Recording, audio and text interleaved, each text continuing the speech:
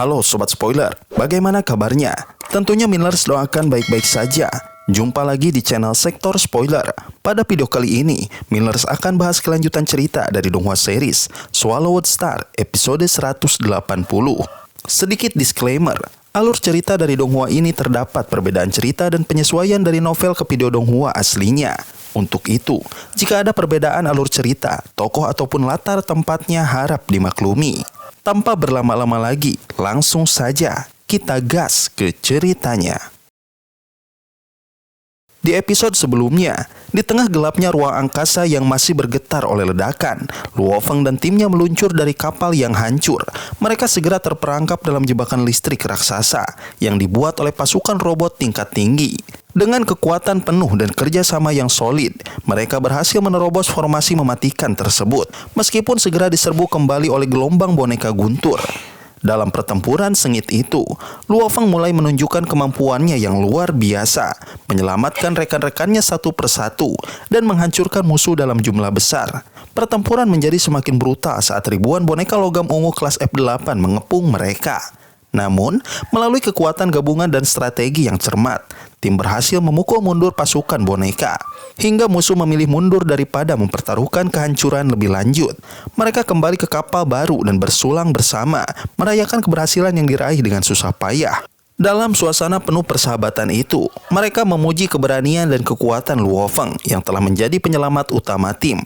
Luo Feng diam-diam menyimpan beban besar, misi pribadinya dari perusahaan alam semesta virtual, yaitu mengumpulkan 10 triliun poin kontribusi. Meski kekuatannya kini diakui setara dengan para jenderal sektor, ia menyadari bahwa ujian sebenarnya belum dimulai. Bersama tim, mereka menuju wilayah paling berbahaya, bintang-bintang yang hancur. Tempat pertempuran sesungguhnya akan berlangsung. Di sana, strategi dan kerjasama akan lebih menentukan dibanding kekuatan semata. Setibanya di medan perang, mereka mendirikan markas di dalam gua besar yang tersembunyi di antara pecahan planet. Aliansi baru pun terbentuk dengan tim sekutu untuk meningkatkan peluang bertahan hidup. Saat menjalankan misi pertamanya, tim menemukan 5 musuh dari ras Leichua, penguasa petir yang tangguh. Dengan hati-hati, mereka mendekati target untuk menyerang diam-diam. Di medan penuh bahaya ini, Luo Feng tahu satu hal pasti, ia harus terus bertarung, belajar dan bertahan agar bisa menyelesaikan misi yang akan menentukan takdirnya di alam semesta. Di episode selanjutnya, di antara sebuah gua besar di antara pecahan-pecahan bintang yang hancur, 5 makhluk raksasa dari ras Leichuan sedang berkumpul. Tubuh mereka tinggi besar, bersisik hijau, dengan 6 cakar tajam dan bentuk tubuh bagian atas menyerupai manusia. Mereka tertawa dan berbincang santai, membicarakan pertempuran dan pencapaian mereka. Salah satu dari mereka yang bertubuh paling kecil, meski tetap lebih besar dari manusia, terdiam sambil mengingat masa lalunya. Ia pernah dipandang rendah oleh klannya, dan kini ia melihat perang ini sebagai kesempatan terakhir untuk membuktikan dirinya, atau mati tanpa dikenal. Namun tanpa mereka sadari, dari kejauhan, Taiwo dan tim manusia sudah mengintai dan menyiapkan serangan. Taiwo mengumpulkan energi abadi dalam jumlah besar, membentuk bola cahaya kuning yang kuat. Dalam satu gerakan cepat, ia melemparkan bola itu ke arah gua. Ledakan besar pun terjadi. Gua berguncang. Energi dahsyat menghantam 5 makhluk Leichuan hingga tubuh mereka terluka parah. Sisik-sisik mereka hancur dan darah ungu mereka berceceran kemana-mana. Saat mereka berusaha bangkit, Taiwo menyebarkan kekuatan hukum miliknya, menciptakan tekanan besar dari cahaya-cahaya kuning yang membatasi gerakan mereka. Pertempuran pun pecah. Tim manusia mengepung dengan gerakan yang sangat teratur dan terlatih. Salah satu pemimpin Leichuan, makhluk kurus dengan tombak petir, maju menyerang dengan nekat. Tombaknya melesat seperti kilat ke arah Taiwo. Tapi Taiwo tidak goyah. Tinju raksasa menghantam tombak itu, membuat musuh terpental sangat jauh. Meski terluka, musuh itu kembali menyerang dengan sisa tenaganya. Namun semua usahanya sia-sia. Dengan satu pukulan terakhir, Taiwo menghancurkan serangan dan tubuh musuhnya sekaligus. Sementara itu, di sisi lain, pertempuran berlangsung dengan sengit. 2 prajurit Leichuan sudah tumbang karena kerjasama tim manusia. Seorang prajurit lainnya menyerang wanita iblis ilusi, tapi yang dia serang hanyalah bayangan. Saat itu, pedang emas Luo Feng menembus ruang dan langsung menancap di kepala musuh, mengakhiri hidupnya seketika. Tubuh besar itu ambruk dan ruang sekitarnya dipenuhi sisa-sisa pertempuran. Luo Feng melihat hasil pertamanya di perang wilayah luar. Ia mendapatkan 1 juta poin kontribusi. Jumlah kecil, tapi cukup untuk menandai awal langkah besarnya dalam medan perang yang keras dan tak kenal ampun. Pertempuran sengit terjadi dengan sangat cepat. Para ilusionis dari pihak Luo Feng mampu mengacaukan pikiran 4 prajurit Lei Chuan, membuat mereka tidak bisa melawan dengan baik. Hanya kapten mereka, Taiwo, yang harus bertarung langsung melawan musuh terkuat karena kekuatannya bisa menahan efek ilusi. Salah satu prajurit Lei Chuan yang kurus dan panik mencoba bertahan tetapi tak bisa melarikan diri karena hukum ruang yang menekannya. Ia akhirnya tewas di tangan Taiwo. Tubuh dan dunia internalnya hancur hingga barang-barangnya berhamburan. Setelah pertempuran usai, kelompok Luo Feng segera mengumpulkan harta rampasan. Mereka membagi hasil dengan adil sesuai aturan mereka. Taiwo hanya mengambil tombak panjang sebagai pilihannya. Luo Feng sendiri tidak tertarik mengambil apapun karena ia tahu dirinya sudah memiliki kekuatan dan harta jauh lebih besar.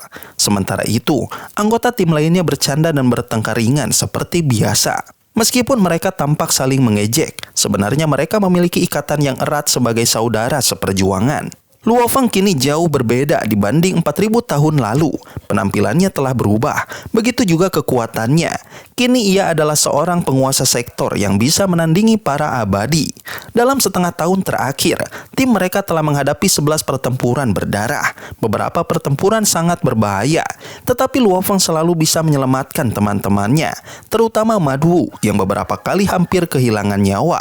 Kini timnya sangat bergantung padanya, dan Luo Feng tahu betul peran pentingnya dalam setiap kemenangan mereka. Dengan terus bertarung, Luo Feng telah mengumpulkan 32 juta poin kontribusi.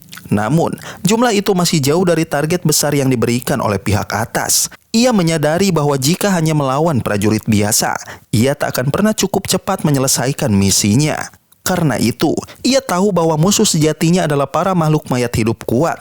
Kini, timnya bersiap untuk 1 pertempuran lagi sebelum kembali ke markas. Namun tanpa mereka sadari, sebuah kapal hidup milik Ras bersisik telah mendeteksi mereka dan bersiap melancarkan serangan besar dengan 20 penguasa sektor haus darah di dalamnya.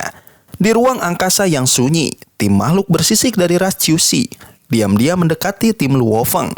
Mereka adalah makhluk energi yang haus darah, ahli dalam serangan jiwa, dan memiliki kemampuan untuk memulihkan tubuhnya setelah meledak.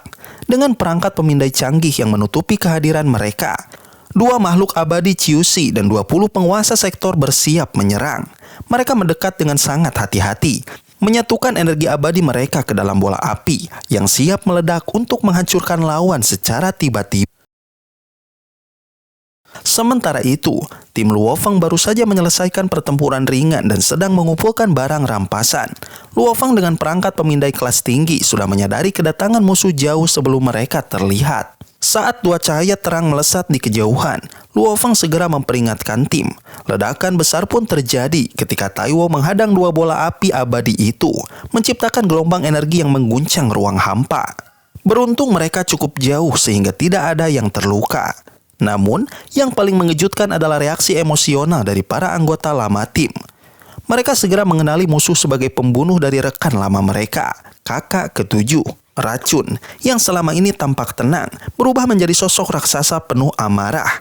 Ia melepaskan kekuatan dari tanaman merambat mutan yang telah ia kembangkan selama ribuan tahun, khusus untuk membalas dendam pada makhluk yang telah memakan saudaranya.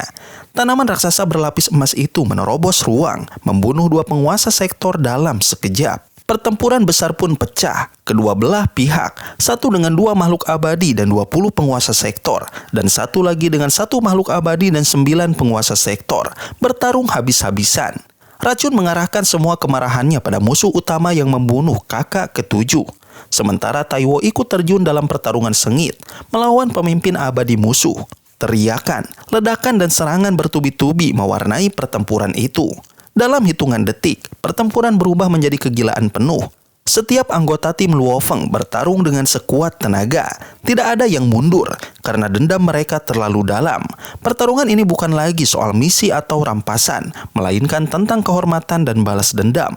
Pertarungan yang telah dipendam selama ribuan tahun kini meledak menjadi pertempuran paling dahsyat yang pernah mereka hadapi. Pertempuran memuncak di tengah kehampaan luar angkasa. Dua keabadian bersisik dari ras Ciusi memimpin serangan dengan penuh keyakinan. Dengan senjata menyala dan rantai api hitam yang menari di udara, mereka memerintahkan semua pasukan mereka untuk membunuh para penguasa sektor manusia. Perintah itu disambut sorakan dan tawa haus darah dari 20 makhluk bersisik yang langsung menyerbu ke medan perang. Sementara itu, pertarungan paling sengit terjadi antara Racun dan Tuolu, salah satu keabadian bersisik paling berbahaya. Racun mengerahkan semua kekuatannya. 72 tanaman merambat berlapis emas menghantam musuhnya tanpa henti. Namun, Tuolu tetap tertawa, membakar udara dengan domain hukumnya dan memotong tanaman Racun satu persatu. Meski regeneratif, serangan terus-menerus itu membuat tanaman semakin rusak. Racun dan tanaman peliharaannya, Ahmo, bersatu dalam tekad untuk membalas dendam atas kematian saudara ketujuh mereka. Tapi kekuatan Tuolu terlalu besar. Di sisi lain, para anggota tim mulai kewalahan. Masing-masing harus menghadapi 2 hingga 3 lawan sekaligus. Ilusi tidak banyak berguna karena lawan mereka telah tumbuh dalam lingkungan penuh kekejaman dan pembantaian. Mereka hanya bisa bertarung habis-habisan. Namun saat Racun hampir kalah, Luo Feng akhirnya bergerak. Dengan bila emas Nansen, dia muncul dari celah ruang dan dalam hitungan detik, membunuh 10 penguasa sektor bersisik. Kehebatannya membuat semua orang terkejut. Bahkan 2 keabadian musuh langsung memutuskan untuk mundur. Namun mereka terlambat. Luo Feng mengarahkan bilahnya ke Tuolu, memberikan luka fatal yang langsung dimanfaatkan oleh Racun. Tanaman-tanamannya berubah menjadi sangkar emas yang kuat, membungkus tubuh Tuolu sepenuhnya. Tak mampu melepaskan diri, tubuh Tuolu hancur dan jiwanya menghilang. Racun, dengan air mata berlinang dan suara serak, berlutut di depan tanaman peliharaannya sambil melolong. Dendam yang dipendam selama ribuan tahun akhirnya terbalaskan. Musuh yang membunuh saudara ketujuh mereka telah dihancurkan. Setelah memendam dendam lebih dari 3.000 tahun, Racun akhirnya berhasil membalas kematian saudara ketujuhnya. Selama ribuan tahun itu, dia terus memperkuat kemampuan tanaman hidupnya, menyempurnakan ramuan demi ramuan dengan satu harapan, membunuh makhluk bersisik bernama Tuolu yang telah mengorbankan saudara tercintanya. Kini, dengan bantuan Luo Feng dan kekuatan gabungan tim, Tuolu berhasil dijatuhkan dalam pertempuran sengit di tengah kehampaan bintang. Namun, masih tersisa satu musuh, Fu Weishan, keabadian bersisik yang jauh lebih kuat. Semua anggota tim bergabung untuk menyerangnya. Racun, dengan 72 tanaman merambatnya. Luo Feng dengan bila emas Nansen, dan yang lainnya dengan kekuatan jiwa dan ilusi mereka. Merasa terpojok dan melihat ancaman semakin dekat, Fu Weishan mengambil keputusan nekat. Ia meledakkan 10% tubuh abadi miliknya, melepaskan kekuatan dahsyat untuk mendorong musuhnya menjauh dan melarikan diri secepat kilat. Meski berhasil kabur, ia harus membayar mahal karena kehilangan sebagian dari roh dan kekuatannya yang mungkin butuh jutaan tahun untuk pulih. Setelah pertempuran, tim kembali ke markas mereka dengan perasaan campur aduk. Kemenangan telah diraih, tetapi musuh utama satu masih lolos. Mereka berkumpul dalam keheningan, mengangkat gelas untuk mengenang rekan-rekan yang telah gugur. Taiwo dan Racun mengenang saudara-saudara mereka yang mati di medan perang. Sementara Racun akhirnya bisa merasa lega, menyadari bahwa dendam lamanya telah terbalaskan. Mereka semua sadar bahwa hidup di wilayah luar berarti berdampingan dengan kematian. Namun itulah harga yang harus dibayar demi kekuatan dan harta yang mereka kejar. Namun tanpa mereka sadari, Fu Weishan menyimpan satu kartu rahasia. Saat dia melarikan diri, sebuah cincin ruang yang tampak biasa ikut terbawa oleh tim manusia. Cincin itu berisi senjata dengan jejak roh Fu Weishan. Melalui penanda itu, ia bisa melacak mereka kapan saja. Di ruang kendali yang gelap, Fu Weishan mengamuk karena kekalahannya. Namun segera bersumpah akan membalas dendam. Dengan penuh kebencian, ia berencana memanggil sekutu-sekutunya sesama abadi. Fu Weishan, makhluk abadi dari ras bersisik, duduk di dalam kapal hidupnya sambil berpikir keras. Ia tengah menyusun rencana balas dendam setelah kekalahannya dari tim manusia. Setelah merenung, ia teringat akan sesama anggota klan, Lei Keiya, yang juga berada di wilayah bintang hancur. Ia segera menghubunginya melalui sistem komunikasi rasnya yang terbatas, sambil mengeluhkan betapa canggihnya sistem komunikasi manusia dibandingkan dengan milik ras iblis. Di sisi lain, Lei Keiya, keabadian bersisik yang sedang menikmati pujian dari bawahannya, menerima panggilan dari Fu Weishan. Awalnya ia menganggap kematian Tuolu sebagai hal biasa di medan perang. Namun setelah mendengar bahwa manusia yang membunuhnya memiliki kekuatan besar dan strategi cerdas, ia menjadi lebih serius. Fu Weishan menjelaskan bahwa ia telah meninggalkan cincin ruang yang berisi penanda jejak rohnya untuk melacak tim manusia. Cincin itu dibuang secara licik saat kekacauan pertempuran, sehingga kecil kemungkinan akan dicurigai oleh manusia. Fu Weishan menjelaskan bahwa tim manusia terdiri dari 1 keabadian dan 9 penguasa sektor, dengan 2 penguasa sektor yang sangat kuat, cukup untuk membunuh Tuolu. Ia tidak ingin menyerang tanpa persiapan matang, karena itu ia berencana mengajak bantuan yang jauh lebih kuat, seorang keagungan dari klan iblis, yang mulia Meng Weina. Sosok ini adalah anggota dari 10.000 kerajaan ular tersembunyi, dan memiliki kekuatan luar biasa yang mendekati tingkat resmi keabadian saat bakat alaminya dilepaskan. Dengan kekuatan Meng Weina, Fu Weishan yakin mereka bisa menghancurkan tim manusia sepenuhnya. Lei Keia masih ragu, tapi bersedia membantu menghubungi Meng Weina dan memberikan informasi kontaknya. Fu Weishan pun merasa semakin percaya diri. Dengan rencana balas dendam yang matang, cincin penanda rahasia yang telah tertanam di antara barang-barang manusia, dan dukungan dari kekuatan besar klan iblis, ia siap memulai perburuan. Ia bertekad membalas luka dan kehinaan yang ia terima, tak peduli berapa besar harga yang harus dibayar. Sobat spoiler, itulah spoiler untuk Donghua series Swallowed Star episode 180. Tentunya spoiler ini tidak akan sama persis dengan episode sesungguhnya. Maka dari itu, jika ada kesalahan dalam kata ataupun istilah, serta kekurangan atau kelebihan durasi harap dimaklumi. Dan jangan lupa untuk mendukung channel ini terus berkembang dengan cara like, share, dan subscribe, supaya kalian gak ketinggalan update terbaru dari channel ini. Terima kasih banyak sudah menonton video ini sampai akhir Sobat Spoiler. Kritik dan saran positifnya silahkan di komentar. Sampai ketemu lagi di video berikutnya. Tetap semangat dan sampai jumpa.